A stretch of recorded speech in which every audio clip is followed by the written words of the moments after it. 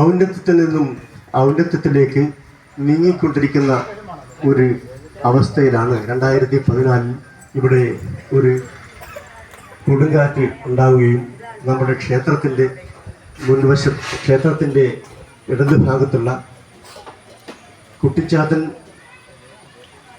അമ്പലത്തിൻ്റെ തൊട്ടടുത്തുള്ള വലിയൊരു കാഞ്ഞിരം കടപുഴകി വീഴുകയും അത് നമ്മുടെ കുട്ടിച്ചാത്തൻ ക്ഷേത്രത്തിന് സാരമായ കേടുകൾ സംഭവിക്കുകയും ചെയ്തു. അതോടൊപ്പം തന്നെ കുട്ടിച്ചാത്തൻ തറ കംപ്ലീറ്റ് ആയിട്ട് തകരാറാവുകയും ചെയ്തു. ഞങ്ങൾ അന്ന് ഈ രാവിലെ തന്നെ അമ്പലത്തിൻ്റെ മുറ്റത്ത് നോക്കുമ്പോൾ ഈ ക്ഷേത്രം ആർക്കും കാണാൻ പറ്റാത്ത ഒരവസ്ഥയായിരുന്നു. കാരണം കാട് മൂടി വലിയൊരു വൃക്ഷം കടപുഴകി വീണ് കിടക്കുന്ന ഒരവസ്ഥയാണ് കാണാൻ സാധിച്ചത്. മാത്രമല്ല അത്രയും വലിയൊരു കാഞ്ഞിരം ഇതിനെ ദൈവത്തിൻ്റെ കൃപ എന്തോ അറിയില്ല, ഇതിനെ രണ്ടായിട്ട് മുറിച്ച് ഒരു ഭാഗം ഇവിടെയും മറുഭാഗം ഇവിടെയും കൊണ്ട് ഇട്ടിരിക്കുന്ന ഒരു കാഴ്ചയാണ് നമുക്ക് കാണാൻ കഴിഞ്ഞത്. അത് ഡയറക്റ്റായിട്ട് ഇങ്ങ് വരികയാണെങ്കിൽ നമ്മുടെ ഈ നിൽക്കുന്ന കഴകപ്പുരയും ക്ഷേത്ര ഓഫീസും ഒന്നും ഇന്ന് നമ്മൾ ഈ കാണുന്ന വിധത്തിൽ ഉണ്ടാകില്ലായിരുന്നു. എന്തോ ഒരു ദൈവകൃപയായിരിക്കാം. അതുപോലെ തന്നെ അന്ന് അടി വന്നാലോ അങ്ങനെയൊക്കെയാണ് തോന്നുന്നു. ആ സമയത്ത് ശാസ്ത്രപ്രകാരം നമ്മൾ വിശ്വാസികൾക്ക് പറയുന്നത് ഗുളിക മാത്രമേ ഇവിടെ ഉണ്ടാവൂ. അപ്പോൾ ഗുളികൻ്റെ തറ സംരക്ഷിച്ചിട്ടുണ്ട്. ബാക്കി നമുക്ക് ഒരു സൂചന തന്നതായിരിക്കാം ഈ ക്ഷേത്രം മാറ്റിപ്പണിയാൻ സമയമായിരിക്കുന്നു, അതുകൊണ്ട് ഇത് മാറ്റിപ്പണിതേ പറ്റൂ എന്നൊരു സൂചന കൊണ്ടായിരിക്കാം അങ്ങനെ ഒരു കാഞ്ഞിരം വീണത്. നാട്ടുകാരൊക്കെ അശ്രാന്ത പരിശ്രമം കൊണ്ട് വലിയൊരു കാഞ്ഞിരമരം ഒരു 5-8 കട്ടിങ് മെഷീൻ കൊണ്ട് നാട്ടുകാരുടെ അശ്രാന്ത പരിശ്രമം അന്നാണ് നമുക്ക് മനസ്സിലായത് നാട്ടുകാർ ഇത്രയും ഈ ക്ഷേത്രത്തെ സ്നേഹിച്ച് ഇരുന്നു എന്ന് കാര്യം. ഒരു 2 മണിയാകുമ്പോഴേക്കും എല്ലാ കാര്യങ്ങളും പഴയതുപോലെ തന്നെയായി. അതിനുശേഷം ഞങ്ങൾ തന്ത്രിയെ വിളിച്ചു, തന്ത്രി കാര്യങ്ങളൊക്കെ നോക്കി. അതിനുശേഷം പണിക്കർ ക്ഷേത്രം പ്രശ്നം വെച്ചപ്പോൾ അവർ പറഞ്ഞതെന്ന് പറഞ്ഞാൽ ക്ഷേത്രത്തിന് തൽക്കാലം കാഴ്ചയിൽ ഒന്നും സംഭവിച്ചിട്ടില്ല, പക്ഷേ ഭാവിയിൽ ഇത് പണിതേ പറ്റുമെന്നാണ്. അങ്ങനെ നമ്മൾ ഭരണസമിതി കൂടുകയും ക്ഷേത്രം ഉത്സവം അടുത്ത കാരണം തൽക്കാലം അത് മാറ്റിവെക്കുകയും ചെയ്തു. ഇവിടുത്തെ ഒരു പ്രത്യേകത എന്ന് പറഞ്ഞു കഴിഞ്ഞാൽ ഇവിടെ എന്തെങ്കിലും തുടങ്ങണമെന്നുണ്ടെങ്കിൽ കുറേ ടൈം എടുക്കും. പക്ഷേ തുടങ്ങിക്കഴിഞ്ഞാൽ അതിൻ്റെ നമ്മൾ വിചാരിച്ചതിനേക്കാളും ഭംഗിയായിട്ട് ഇവിടുത്തെ കാര്യം നടക്കുമെന്നാണ് എൻ്റെ അനുഭവത്തിൽ നിന്ന് നമുക്ക് മനസ്സിലായിട്ടുള്ളത്. ഒരുപാട് നിർമ്മാണ പ്രവർത്തനങ്ങളും നമ്മൾ ചെയ്തിട്ടുണ്ട്. എൻ്റെ ഓർമ്മയിൽ എൻ മാസ്റ്റർ, നമ്മുടെ AP കുമാരേട്ടൻ, അതുപോലെ തന്നെ കുമാരൻ മാസ്റ്റർ, രാധാകൃഷ്ണൻ മാസ്റ്റർ, ഇപ്പോഴുള്ള AP ബാലൻ തുടങ്ങിയവരുടെ കാലഘട്ടത്തിൽ ഒരുപാട് നിർമ്മാണ പ്രവർത്തനങ്ങൾ ഈ നമ്മുടെ ക്ഷേത്രത്തിന് ഉണ്ടായിട്ടുണ്ട്. പ്രവാസികളുടെ നിർലോഭമായ സഹായത്തിൻ്റെ ഫലമായി ഈ ക്ഷേത്രം പറമ്പ് കെട്ടി ഭദ്രമാക്കി കൊടുത്തത് പ്രവാസികളാണ്. 1982-85 കാലഘട്ടത്തിലാണ്. അതിനുശേഷം ഇങ്ങോട്ടുള്ള കാലഘട്ടത്തിൽ ഈ സെക്രട്ടറിമാരുടെയൊക്കെ അശ്രാന്ത പരിശ്രമം കൊണ്ടും നാട്ടുകാരുടെയും കുടുംബാംഗങ്ങളുടെയും അശ്രാന്ത പരിശ്രമം കൊണ്ട് ഈ ക്ഷേത്രം ഒരുപാട് ഉന്നതിയിലെത്തിക്കാൻ നമുക്ക് സാധിച്ചിട്ടുണ്ട്. ഇപ്പോഴോ ഞങ്ങൾ എല്ലാവരും കൂടി തീരുമാനിച്ചു ഇതൊന്നും ക്ഷേത്രം മാറ്റിപ്പണിതേ പറ്റൂ. കാരണം അവിടെ നിന്ന് ഇവിടെ നിന്നായിട്ട് ദുസ്സൂചനകൾ പലതും വന്നുകൊണ്ടിരിക്കുന്നു. പലപ്പോഴും പ്രശ്നക്കാരടുത്ത് പോയപ്പോൾ അവർ പറഞ്ഞു ക്ഷേത്രം ഇങ്ങനെ പോയാൽ പറ്റില്ല, അത് മാറ്റിപ്പണിതില്ലെങ്കിൽ പല നാശനഷ്ടങ്ങളും ഉണ്ടാകും എന്ന്.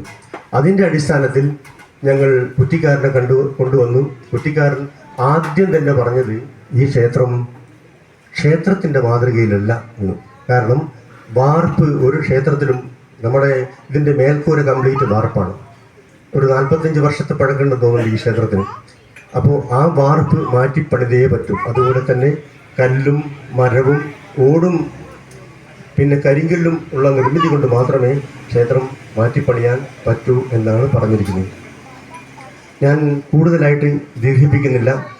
ഞാൻ നിങ്ങളോട് പറയുന്നത്, നമുക്ക് നിങ്ങളുടെ കുടുംബാംഗങ്ങളുടെ ആദ്യ യോഗമാണിത്. നിങ്ങളെല്ലാവരും പരിശ്രമത്തിൻ്റെ എല്ലാവരും ഒത്തുകൂടി ഈ ക്ഷേത്രം നല്ല നിലയിൽ പണിത് അടുത്ത ഈ ഉത്സവം കഴിഞ്ഞാൽ അടുത്ത ഉത്സവത്തോടുകൂടി നമുക്ക് ഈ ക്ഷേത്രത്തിൻ്റെ ഉദ്ഘാടനവും പ്രതിഷ്ഠ കർമ്മവും നടത്തണമെന്നാണ് എനിക്ക് പറയാനുള്ളത്. പിന്നെ ഏകദേശം ഒരു 40 ലക്ഷത്തിൻ്റെ എസ്റ്റിമേറ്റാണ് ഏകദേശം കണ്ടിരിക്കുന്നത്. ഞാൻ പറഞ്ഞില്ലേ, കുറ്റിക്കാരനെ കൊണ്ടുവന്നു, അവർ നോക്കിച്ചു. അതിനുശേഷം ഞങ്ങൾ വീണ്ടും ഇതിൻ്റെ സംശയ നിവാരണത്തിന് വേണ്ടി ബ്രഹ്മജ്യോതി എന്ന് പറഞ്ഞിരിക്കുന്ന ഈ ക്ഷേത്രങ്ങളൊക്കെ നിർമ്മിക്കുന്ന ഒരു നിർമ്മാണ സ്ഥലവുമായിട്ട് ബന്ധപ്പെട്ടു. അവരും വന്നിട്ട് കുറേ കാര്യങ്ങളൊക്കെ പറഞ്ഞു തന്നിട്ടുണ്ട്. അതിൻ്റെയൊക്കെ അടിസ്ഥാനത്തിലാണ് നമുക്ക് ഈ ക്ഷേത്രം മുന്നോട്ട് പണിയാൻ വേണ്ടി നമ്മൾ മുന്നോട്ട് ഇറങ്ങിയത്. പിന്നെ 40 ലക്ഷം എന്ന് പറയുന്നതും എനിക്ക് തോന്നുന്നത് വലിയൊരു സംഖ്യ തന്നെയാണ്. പക്ഷേ നമ്മളെല്ലാവരും ആഞ്ഞു പിടിച്ചു കഴിഞ്ഞാൽ ഇതെങ്ങനെയെങ്കിലും ഉണ്ടാക്കാൻ സാധിക്കുമെന്നാണ് എനിക്ക് തോന്നുന്നത്. പിന്നെ മാത്രമല്ല, ഈ ക്ഷേത്രം പണിയുമ്പോൾ ഇവിടെ ഇരിക്കുന്ന മൂർത്തികളെ മറ്റൊരിടത്തേക്ക് മാറ്റി പ്രതിഷ്ഠിക്കേണ്ടതുണ്ട്. അതിനും വലിയൊരു സംഖ്യയാവും. അതിനുശേഷം ഈ പ്രതിഷ്ഠിച്ചു കഴിഞ്ഞാൽ നമ്മൾ ദേവന്മാരോട് അനുവാദം വാങ്ങണം. ഇത്രയും കൊല്ലം അല്ലെങ്കിൽ 2-3 വർഷത്തിന് ശേഷം അല്ലെങ്കിൽ 1 വർഷത്തിന് ശേഷം ഞങ്ങൾ ഇത് മാറ്റി ഇങ്ങോട്ട് തന്നെ പുനഃപ്രതിഷ്ഠ ചെയ്യുമെന്ന് വാക്കാൽ പ്രതിജ്ഞ ചെയ്യണം. അതിനുശേഷമേ നമുക്കിത് പൊളിക്കാൻ പാടുള്ളൂ. നമ്മൾ എന്താണോ പ്രതിജ്ഞ ചെയ്തിരിക്കുന്നത് ആ പ്രതിജ്ഞ ചെയ്ത് അതേ കൊല്ലത്തിൻ്റെ ഉള്ളിൽ ഇത് നടത്തുകയും വേണം. ഇത്രയും കാര്യങ്ങളാണ് എനിക്ക് പറയാനുള്ളത്. അപ്പോൾ ഉദ്ദേശം എല്ലാവർക്കും മനസ്സിലായിട്ടുണ്ടാവും തോന്നുന്നു. ഇവിടെ എത്തിച്ചേർന്ന ഈ സംഗമത്തിൽ എത്തിച്ചേർന്ന എല്ലാവർക്കും എൻ്റെ ഹൃദയംഗമായ നന്ദി അറിയിക്കുന്നു. ഞാൻ ഈ സദസ്സിലേക്ക് എല്ലാവരെയും സ്വാഗതം ചെയ്തുകൊണ്ട് നമ്മുടെ അധ്യക്ഷ സ്ഥാനത്തേക്ക് നമ്മുടെ ക്ഷേത്രം പ്രസിഡന്റ് ശ്രീ മുള്ളങ്കാട്ടിൽ കണ്ണേടനെ ക്ഷണിച്ചുകൊള്ളുന്നു. ഇതിൻ്റെ ഒരുപാട് ഭാഗങ്ങൾ എന്നോട് വിട്ടുപോയിട്ടുണ്ടാവാം. പക്ഷേ എനിക്ക് പ്രസംഗിക്കാൻ കാര്യമായിട്ടൊന്നും അറിയില്ല. എന്നാലും അറിവിൻ്റെ പരിധിക്കുള്ളിൽ നിന്നുകൊണ്ടാണ് ഞാൻ ഇത്രയും പറഞ്ഞത്. ഇനി എന്തെങ്കിലും വിട്ടുപോയിട്ടുണ്ടെങ്കിൽ നമ്മുടെ ക്ഷേത്രം സെക്രട്ടറിയും പിന്നെ നമ്മുടെ കൺവീനറും നിങ്ങളോട് വിശദമായി സംസാരിക്കുന്നതായിരിക്കും. അപ്പം ഈ അധ്യക്ഷ സ്ഥാനത്തേക്ക് നമ്മുടെ ശ്രീ മുള്ളങ്കാട്ടിലെ കണ്ണേട്ടനെ ഹൃദയപൂർവ്വം ക്ഷണിക്കുന്നു.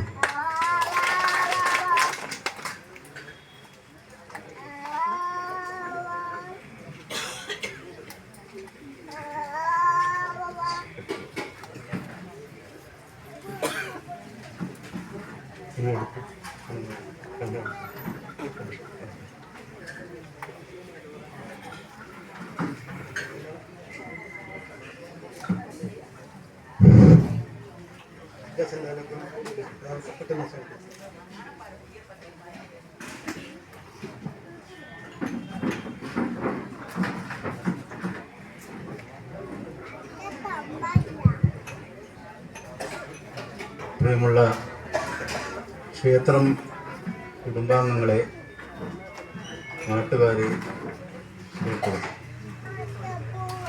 നമ്മുടെ കാക്കന്നൂർ ക്ഷേത്രത്തിൻ്റെ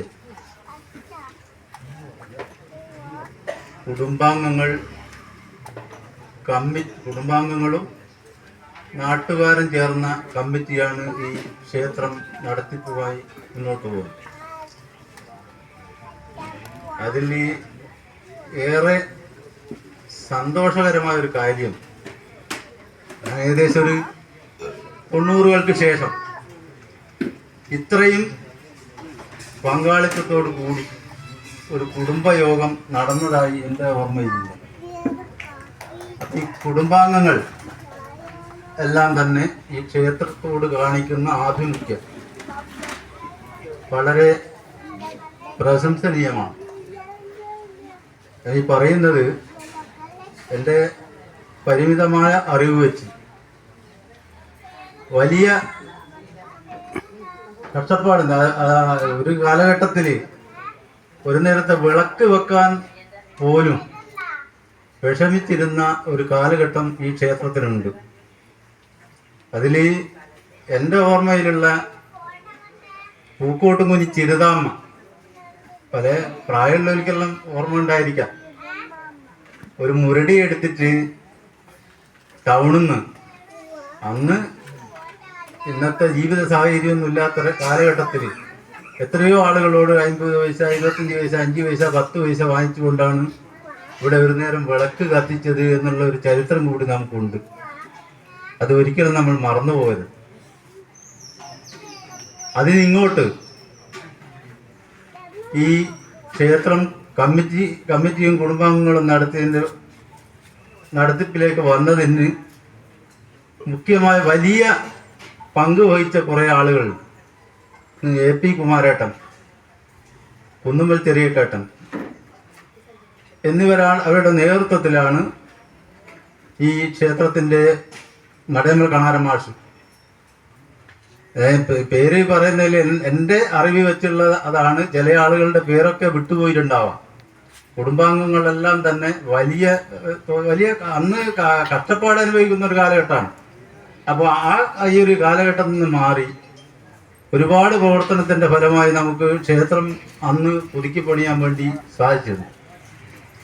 അതിൽ അന്നത്തെ ഇവിടുത്തെ ജീവനക്കാരെന്ന് പറയാൻ പറ്റില്ല, അന്നുള്ള പരികർമ്മികളെല്ലാം തന്നെ കണ്ടോത്തിൽ കണച്ച്, വടക്കേറ് കളപ്പച്ച്, തോടത്തിൽ കണച്ച്, തന്ത്രി നമ്മളെ പൂക്കൂട്ടുങ്ങിനി തന്ത്രി കണ്ണച്ചൻ, അങ്ങനെ ഒരുപാട് സ്ത്രീകളായ എനിക്ക് ഓർമ്മയുള്ളത് വലിയാട്ടിലെ മാതാമ്മ, പിന്നെ പാർവൽ കണ്ണാട്ടൻ്റെ അമ്മ, പേരെന്നോട് മറന്നുപോയി. അതെല്ലാം തന്നെ നമ്മൾ ഓർമ്മയിലുള്ള ആളുകളാണ്. ഒരു 5 പൈസയുടെ കാര്യം അവർക്ക് അന്നില്ല, കൊടുക്കാനായിട്ട് ഇവിടെ ഉണ്ടാവുകയില്ല.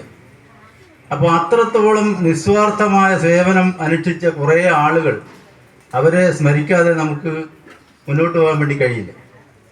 ഞാനിത് പറഞ്ഞത് ഇങ്ങനെയൊരു കാലഘട്ടം നമുക്കുണ്ടായിരുന്നു എന്നുള്ളത് ഓർമ്മിപ്പിക്കാൻ വേണ്ടിയാണ്. അപ്പോൾ നമ്മൾ ഇപ്പോൾ ഈ ക്ഷേത്രം പണിയുമായി ബന്ധപ്പെട്ട് ക്ഷേത്രം പുനർനിർമ്മാണം ഇത്ര അത്യാവശ്യമാണ്. അതെല്ലാം തന്നെ സ്വാഗതഭാസിംഗൻ പറഞ്ഞിട്ടുണ്ട്. നമ്മൾ ഇത് കഴിഞ്ഞ തെറയോടനുബന്ധിച്ച് നമ്മൾ തെറ ഈ നമ്മുടെ താലൂക്കിൽ തന്നെ നല്ല നിലയിൽ നടന്നു വരുന്ന പൂക്കലശാണ്. അത് നിർത്തി താൽക്കാലികമായി ഒരു ചടങ്ങ് മാത്രമായി നടത്തിയതിന് മുഖ്യ കാരണം ഈ ക്ഷേത്രം പണി തുടങ്ങണം എന്നതിൻ്റെ അടിസ്ഥാനത്തിലാണ്. അത് ചില കുടുംബാംഗങ്ങളോടെല്ലാം തന്നെ നമ്മൾ കമ്മിറ്റി തീരുമാനപ്രകാരം പറഞ്ഞിട്ടുണ്ട്.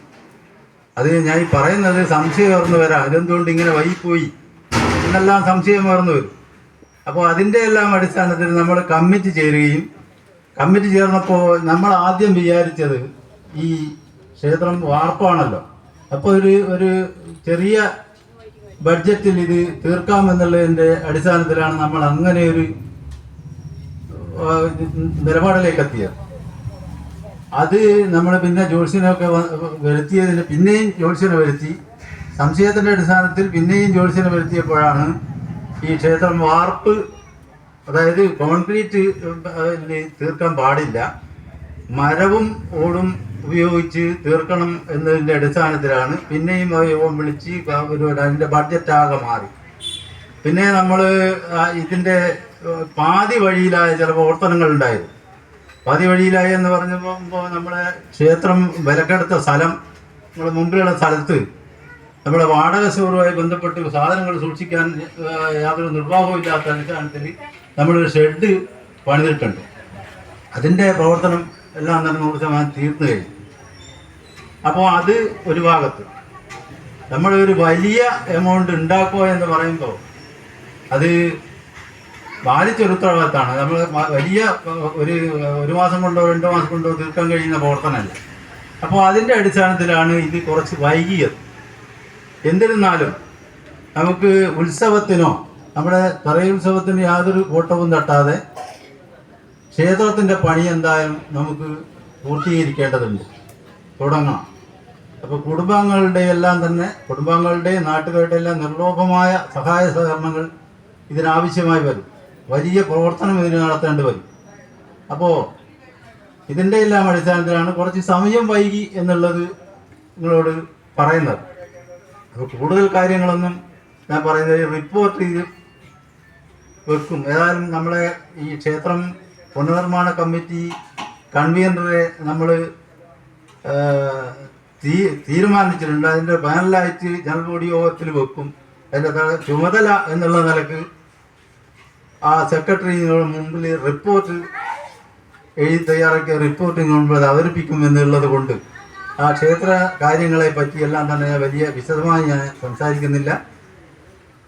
ഇത്രയും കാര്യം നമ്മളെ ഈ ക്ഷേത്ര നിർമ്മാണവുമായി ബന്ധപ്പെട്ട് കുടുംബാംഗങ്ങളെ എല്ലാവിധ സഹായ സഹകരണങ്ങളും അത് പിന്നെ നമ്മളെ മറ്റാളുകളെ കാണുന്നതിലായാലും ശരി, സ്വന്തം നിലയിലായാലും ശരി, എല്ലാം തന്നെ വളരെ നല്ല നിലയിലുള്ള സഹകരണം ക്ഷേത്ര കമ്മിറ്റി പ്രതീക്ഷിക്കുന്നുണ്ട്. അത് നിങ്ങളെല്ലാം തന്നെ ആ കടമ നിർവഹിക്കണം എന്ന് മാത്രം അഭ്യർത്ഥിച്ചുകൊണ്ട് ഞാൻ എൻ്റെ വാക്കുകൾ അവസാനിപ്പിക്കുന്നു. നന്ദി.